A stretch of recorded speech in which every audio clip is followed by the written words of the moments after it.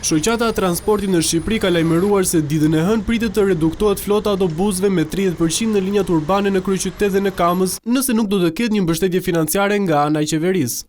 Jemi të detyruar të njoftojmë se transporti publik ditën e hënë, nëse nuk do të kemi një reagim nga institucionet, jo për shkak të një presioni që mund bëjmë, por për shkak të pamundësisë ekonomike, do të reduktohen flota e mjeteve me 30%, gjë që është në dëm të operatorëve, por edhe të qytetarëve, cilët nuk do të marrin një shërbim siç duhet ta marrin, siç ata e meritojnë.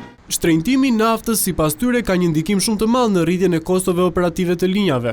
Ata prej ditësh i kanë nisur një letër institucioneve përgjegjëse, por ende pa marrë përgjigje. Ende nuk kemi marrë asnjë përgjigje dhe asnjë reagim as nga institucionet përgjegjëse, as nga bashkitë përkatëse, por edhe nga bordi drejtues që mbikëqyr çmimin e karburantit. Ne jemi në pritje të një reagimi, të ulemi në një tryezë të përbashkët nga të gjitha institucionet përgjegjëse, në mënyrë që të gjejmë gjuhën dhe ku duhet që qeveria, si ajo vendore, por edhe ajo qendrore, të marrin masat dhe të kenë lehtësime në këtë sektor.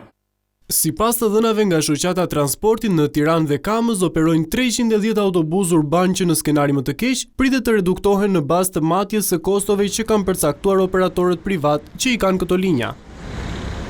Sipas tyre, mungesa ndërhyrjes nga institucionet mund të çojë në falimentimin e subjekteve të transportit. Operatorët propozojnë masa si subvencionim për litër karburanti ose ulje të taksave, si akciza dhe taksa qarkullimit, duke shtuar se ulja aktuale e akcizës nuk ka ndikim real në sektor.